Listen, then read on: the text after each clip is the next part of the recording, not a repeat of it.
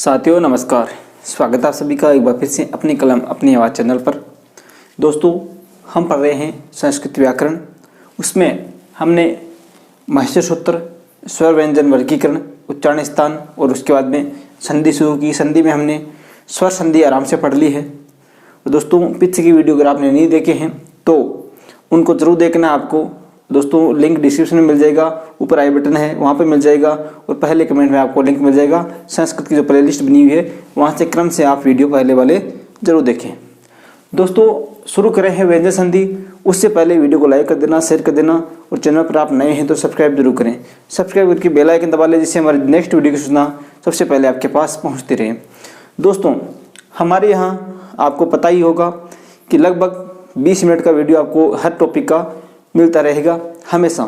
दोस्तों अगर उस 20 मिनट के वीडियो को हम चाहें तो 1 घंटे चला सकते हैं, वही टॉपिक रहेगा, वही बात रहेगी, ठीक है। अगर 20 मिनट आराम से नॉर्मल जो बात है वो आराम से समझा देंगे 20 मिनट में। लेकिन दोस्तों आप कहें तो 1 घंटे में से जा रहे हैं बहुत के कि टाइम बढ़ाओ और बढ़ाओ। तो दोस्तों मैं ये चाहता हूँ कि आप उस 20 मिनट में अगर समझना चाहें तो समझे और उसके बाद वही टॉपिक अपनी किताब में से पढ़ने की कोशिश करें, समझने की कोशिश करें, ज़्यादा से ज़्यादा उदाहरण देखें, उदाहरणों को खुद समझें। दोस्तों आराम से अगर एक बार समझ लिया तो कभी नहीं भूलोगे। तो शुरू करें हैं तो लाइक कर देना, शेयर कर देना, चैनल पर नए हैं तो सब्सक्राइब जरूर करें। व्यंजन संधि दोस्तों हमने बात की स्वर संधि की। तो स्वर में क्या है, स्वर प्लस स्वर, दोनों तरफ क्या होते हैं, स्वर प्लस स्वर, तो वहाँ होती है स्वर संधि, ठीक है। लेकिन व्यंजन संधि में कौन कौन से वर्ण मिलने पर व्यंजन संधि होती है दोस्तों। तो व्यंजन संधि में एक तो होता है व्यंजन प्लस स्वर मिल सकता है, इधर व्यंजन इधर स्वर हो सकता है। एक इधर स्वर इधर व्यंजन हो सकता है, ठीक है। और एक दोनों तरफ ही क्या हो सकते हैं, व्यंजन हो सकते हैं।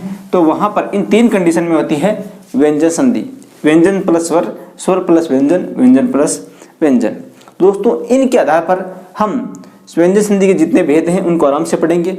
दोस्तों यही होगा कि एक तरफ व्यंजन होगा एक तरफ स्वर होगा, या एक तरफ स्वर होगा या एक तरफ व्यंजन होगा, या एक तरफ व्यंजन या एक तरफ व्यंजन, ठीक है। तो दोस्तों इन्हीं के आधार पर हम पूरी संधि पढ़ेंगे कि 9 या हम कहें 13 स्वर, ठीक है, और उसके बाद 33 जो व्यंजन हैं ये किस प्रकार मिलते हैं, कौन कौन सी संधि का निर्माण होता है, आराम से पढ़ेंगे दोस्तों, ठीक है। नो टेंशन रहिए। हर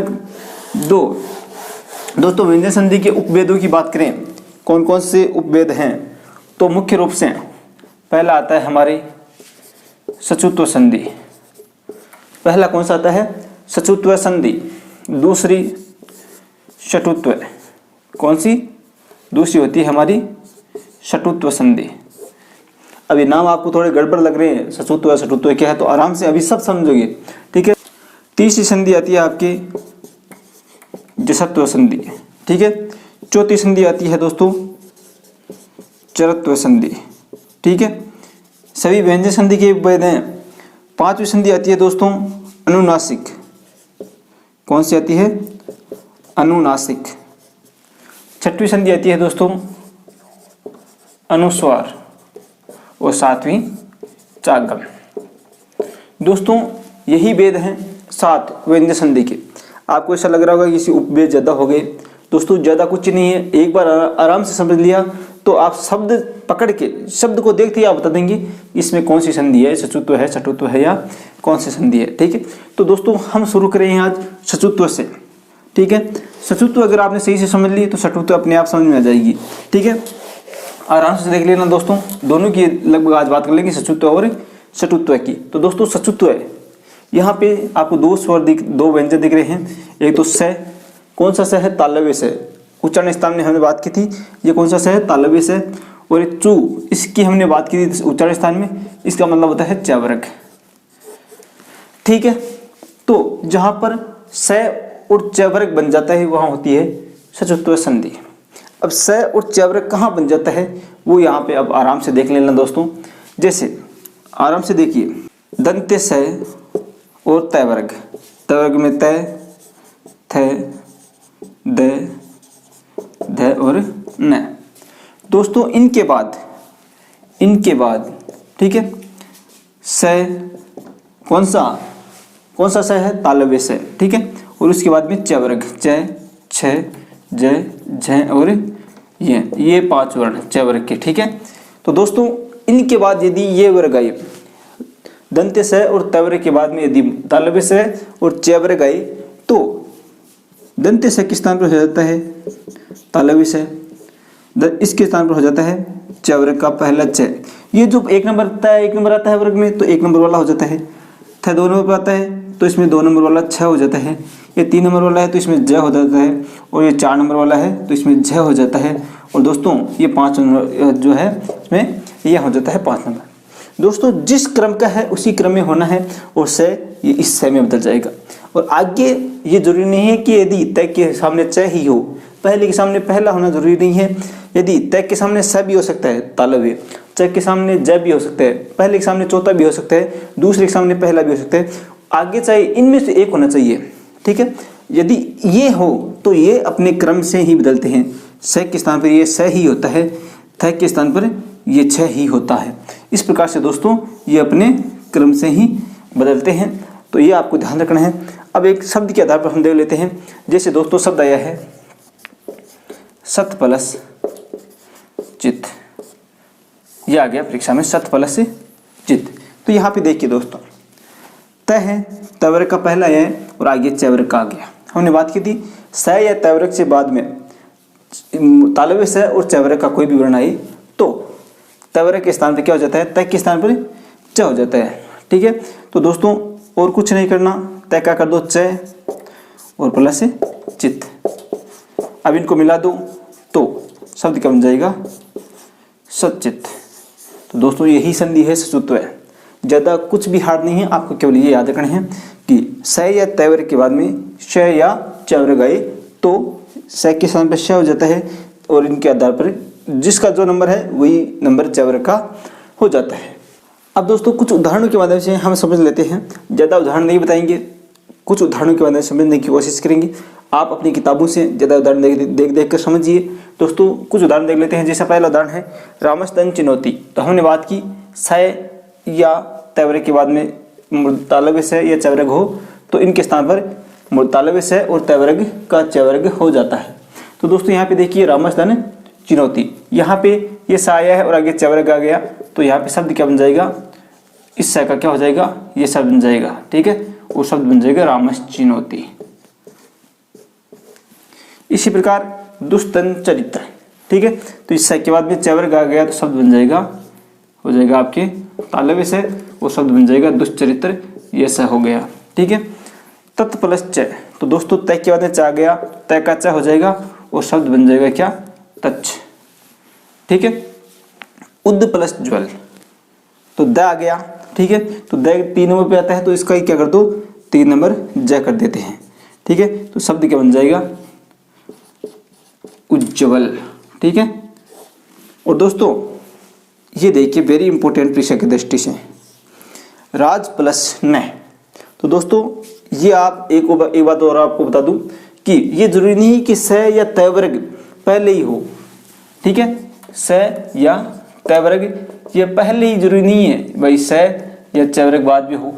ये ऐसा भी हो सकता है स या च वर्ग पहले हो और बाद में स या त वर्ग हो, ये भी हो सकता है। तो दोस्तों ये आपको ध्यान रखने हैं। जैसे यहाँ पे आ गया राज प्लस न। ठीक है, तो इधर आ गया च वर्ग का तीसरा और इधर आ गया त वर्ग का 5वां। ठीक है, तो यहाँ पे दोस्तों क्या करना है, हमें बदलेगा हमेशा स, जो दंत्य स है वह, और त वर्ग ही बदलेगा। त से तलवार वाला जो वर्ग है वही बदलेगा, च वर्ग नहीं बदलेगा, च वर्ग में बदलेगा। ठीक है, तो दोस्तों राज जा गया और आगे क्या है, न है।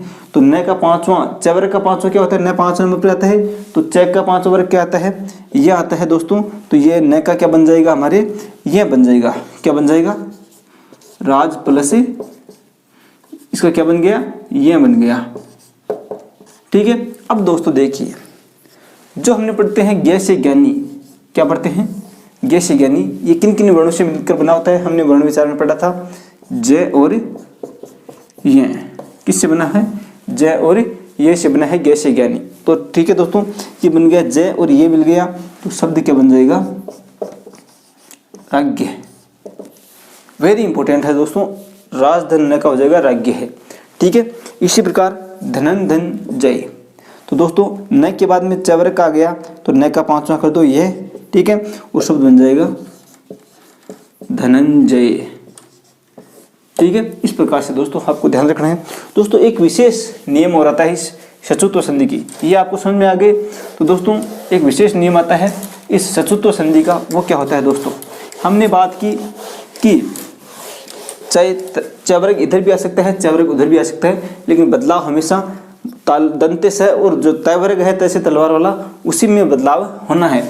यदि दोस्तों बदलाव एक जगह नहीं होता है, एक वार्तिक आता है, सूत्र आता है, सात आता है। ठीक है, इसके आधार पर दोस्तों यदि प्लस से पहले स हो और बाद में तयवर्ग आए, ठीक है, प्लस से पहले स हो और बाद में तयवर्ग आए तो परिवर्तन नहीं होता है, जैसा है वैसा ही रहेगा। जैसे शब्द आ गया प्रशधन न, ठीक है, प्रशधन न, तो दोस्तों सवर्ग के बाद न आ गया तो ये 7 सूत्र कहते हैं कि स से बाद में तवर्ग आई तो इसमें परिवर्तन नहीं होता है। तो दोस्तों स से बाद में तवर्ग आ गया न, तो इसका हो जाएगा प्रश्न का प्रश्न ही रहेगा। इसी प्रकार एक शब्द और है, 2 ही शब्द आपको याद रखने हैं, विषधन न, तो हो जाएगा विष्णु। ठीक है, ये 2 शब्द हैं दोस्तों, इनमें परिवर्तन नहीं होता है, न का न ही रहेगा, ये इसमें नहीं होगा। इसके बाद दोस्तों हम बात कर लेते हैं जिस प्रकार हमने बात की सचुत्व है। ठीक है, जिस प्रकार हमने बात की सचुत्व है, उसका व्यंजन संधि का दूसरा उपभेद है षटुत्व। क्या है? षटुत्व। तो दोस्तों जिस प्रकार से सचुत्व का नियम था उसी प्रकार से षटुत्व का नियम है। इसमें क्या होता है दोस्तों, यदि स या तवर्ग, ठीक है, तो हम सीधा ये तवर्ग लिख रहे हैं, अलग अलग वेद, इसके तय थ द ध न लिख रहे हैं। ठीक है, इसके बाद में यदि मूर्धन्य स या तवर्ग आए, ठीक है, तो दंत्य स के स्थान पर हो जाएगा मूर्धन्य स और तवर्ग के स्थान पर हो जाएगा तवर्ग क्रमशः। क्रमशः का मतलब है दोस्तों, तवर्ग में यदि त आए तो ट होगा, पहला आए तो पहला बनेगा तवर्ग का, तवर्ग का तीसरा आए तो तवर्ग का तीसरा बनेगा, तवर्ग का अगर 5वां आए, तैसे तलवार वाली लाइन है, इसमें अगर 5वां वर्ण आए न, तो इस तवर्ग का 5वां हो जाएगा न। यानी क्रम से यही रहेगा, ये जरूरी नहीं है कि आगे वाला क्रम से है। आगे वाला यदि स के बाद में ट भी आ सकता है, त के बाद में ये सा आ सकता है, लेकिन ये जो बनेंगे परिवर्तन हमेशा। और दोस्तों ये भी यहाँ पे होता है, स और तवर्ग इधर भी आ सकता है और ये स तवर्ग उधर ही आ सकते हैं, लेकिन परिवर्तन हमेशा इस स और तवर्ग में ही आना है। ठीक है, और बनेगा तवर्ग का हमेशा उसी वर्ग का, जैसे दूसरा है तो दूसरा, पहला है तो पहला, चौथा है तो चौथा, इसी प्रकार से बनना है। तो दोस्तों जैसे बात कर लेते हैं, कैसे, तत्, तैसे तलवार तैसे तलवार, ये हलंत है, इसमें वर्ण जो स्वर मिलावा नहीं है, तत् प्लस टीका, तत् प्लस टीका, इस प्रकार से अगर परीक्षा में आ जाए तो दोस्तों हमने बात की तवर्ग आ गया और आगे तवर्ग आ गया, तो परिवर्तन हमेशा किस में होना है, तवर्ग में ही होना है। तो तवर्ग में पहला आया है तो तवर्ग का पहला कर दो। ठीक है, तो तय का तय और आगे इसका पहला है तो तवर्ग का पहला कर दिया। ठीक है, और आगे टीका। ठीक है, अब इसको मिलाने पर शब्द क्या बन जाएगा, तट्टिका। ठीक है दोस्तों, इस प्रकार से ध्यान रखना है। एक उदाहरण और देख लेते हैं, जैसे शब्द आ गया चक्रीन प्लस, परीक्षा की दृष्टि से वेरी इंपॉर्टेंट, चक्रीन ढोक से, वेरी इंपॉर्टेंट शब्द। दोस्तों यहाँ पे देखिए ना आ गया तवर्ग का 5वां, ठीक है, और आगे तवर्ग का चाहे कोई सा ये जरूरी नहीं है, यहाँ पे तवर्ग का चौथा आ गया। ठीक है, तो दोस्तों परिवर्तन हमेशा तवर्ग में होना है, तो तवर्ग का 5वां तो तवर्ग का भी 5वां, तो शब्द क्या बन जाएगा, इसका न का कर दिया हमने निर्णय, और दोस्तों आगे वाला यहाँ पे उतार दिया, तो शब्द बन जाएगा चक्रीन ढोक से।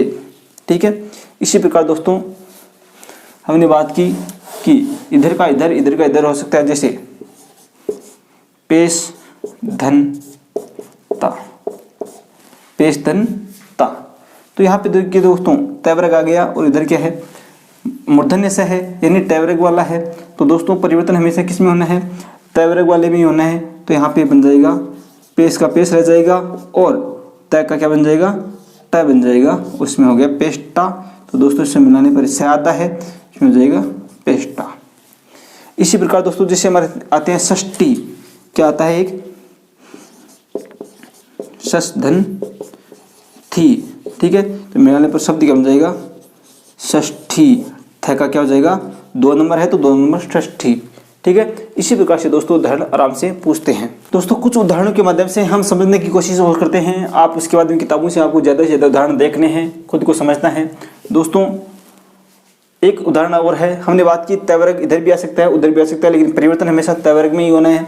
तो आ गया वृष धन टी, तय से तलवार वाला आ गया, तो तय का ट बन जाएगा पहला और शब्द क्या बन जाएगा, वृष्टि, वृष्टि यानी वर्षा, ठीक है।